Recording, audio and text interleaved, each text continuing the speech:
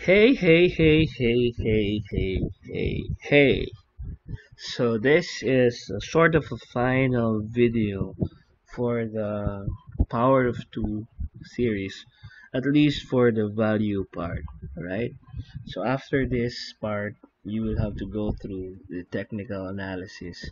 If you are just so confused about those stuff, then you can just focus on the value investing because for me, for example, I'm about 85 to 90% value investor and about only 10% technical or chartist, right? So today in this video, I'd like to give you my investing principles, my filters, which I'm sure you've heard in the previous modules. And then finally, I'll give you a rundown of my 10 steps to become a billionaire. So here we go. So my investing principles are so simple. There are just four of them, and I'll take up from Warren Buffett. Number one, I buy only within my circle of competence. I don't really go for companies that I don't understand. I don't really go for stocks that I don't really understand their products. I have to understand the industry, where it's coming from, what's the outlook of this industry. Usually if it's a sunshine industry, you don't know what will happen yet, so better just stay clear of those companies. But if you believe in your heart that you know and you have a sort of a competence about that kind of industry, then go right ahead. Second, buy only if the market closes tomorrow and for 10 years it will still earn for you. So these are the companies that you really don't need to follow, like companies like Coca-Cola. Of course, it's not trading here in the Philippines, right? But even if Coca-Cola stopped trading in the stock market, right, people will still buy Coca-Cola. And if you have shares with it, a billion bottles all over the world, then the company still earns, right?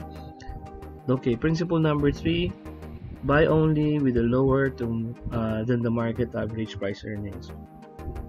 This is one of my filter. You will see that again in the next couple of slides, because I believe that if the market is trading at 20, it will still be better if you can buy companies can buy stocks that trade lower than that. So pay attention to the average price earnings of the market and go lower than that. Number four, buy only with a peg of less than one. Now, this is not really something that is easy to find, right? So usually I adjust it to about 1.25, 1.5, but usually the price earnings growth is something that's very important for me. It's not only the price earnings, but what is the associated growth with that company. Okay, so going on now to filters. Filters, anyone? So these are my filters. I've repeatedly said it in the previous modules and maybe you did not get it, so I'm going to say it again. Number one filter: is it a good company? You start with a good company and you will never go wrong. Will it be here 10 years from now? So if that is your first filter, then it's a good filter. A lot of bad companies will be removed from that. So if you cannot find your answer to number one, for example, is it a good company, and you're looking at, I don't know,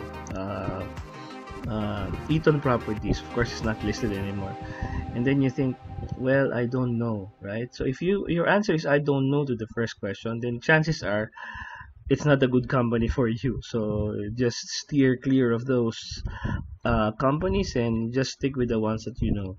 Second, is it growing in revenue? So number one is the company itself, the management. Number two is the growth in revenues, net income, ROE. So those are the things that you can consider looking into. The growth in revenues, is it increasing? The net income, baka merong mga negative years dyan, so just remove those companies that are losing money. return on equity, it should be high, right? Warren Buffett would always recommend 16, 17%, 18% ROE. So maybe we can follow that, right? For me, as long as the revenue is increasing and you follow all the filters that you have here, then it's good to go. Number 3, is it not laden with debts? So it has to be, for me, lesser than 50%. So your debt should not be greater than 50% of the asset. Number 4, is it selling cheaper than the market? I've mentioned that previously. So if the price earnings of the market is 20, then I would prefer price earnings of 18 times or 17 times or 16 times. Now, what if it is not cheaper than the market but the growth is really high? So you take that into consideration by looking at number 5. The 5th filter is the filter of price earnings to growth.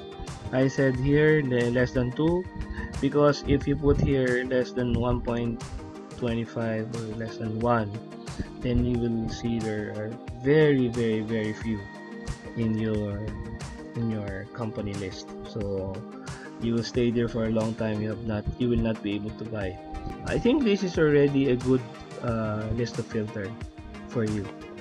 Okay, so see you at the top. If investing, as according to Warren Buffett, if investing requires knowledge in advanced mathematics and calculus, I would have stayed selling newspapers.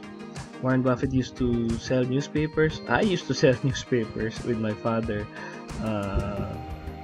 So that's something that we have in common. Okay, how to be a billionaire. This is a very tough list. So are you ready? There are 10 things that I would like you to remember in your road to becoming a billionaire.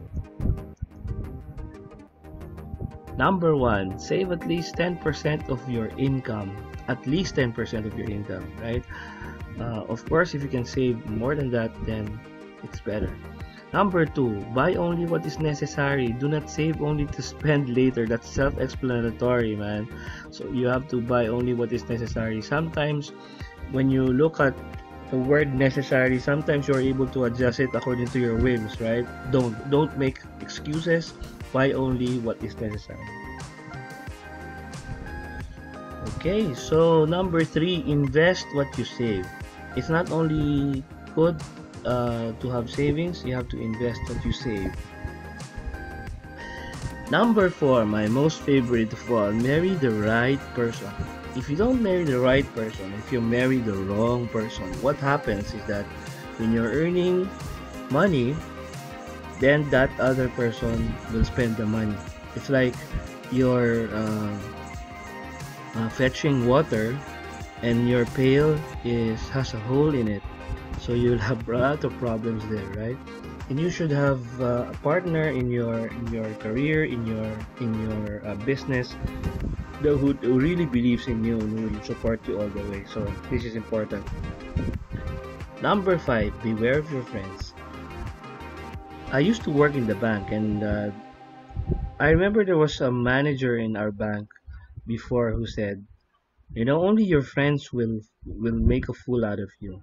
Only your friends will fool you. Only your friends will cheat on you. Number 6, business sense. Business is business. It's good to befriend your partners, or it's good if you're friends with your partners.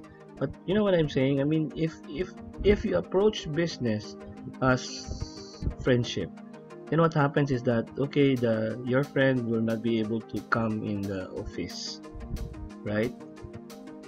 And because he or she is your friend, then you'll not be able to call out, this person said, why are you not always supporting our business? Because he's your friend. So really, business should be business sense.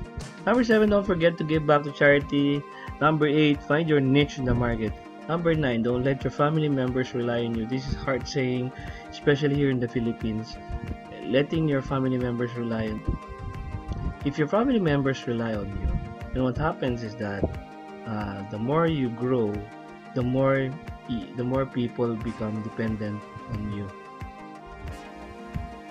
Lastly, don't let your friends or even your children know you're rich. This is important.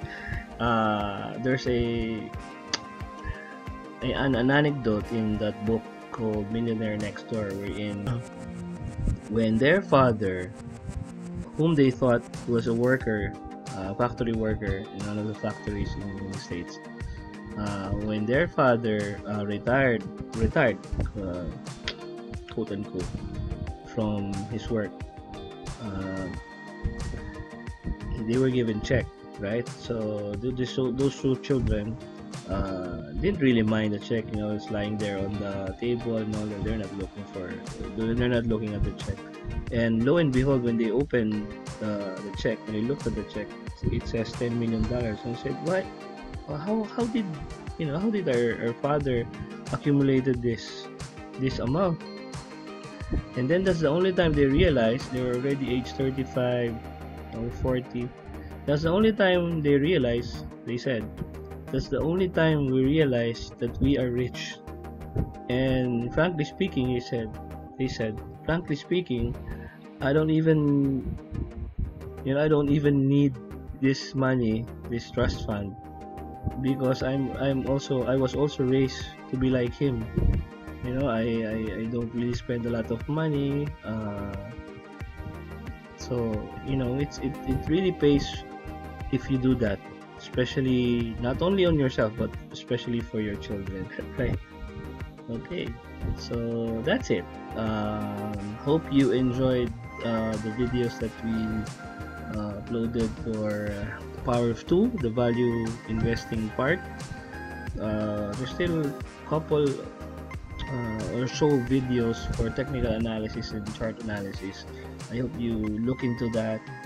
Like and share this video, subscribe to the channel, and good luck on all your investments in the future. Bye bye.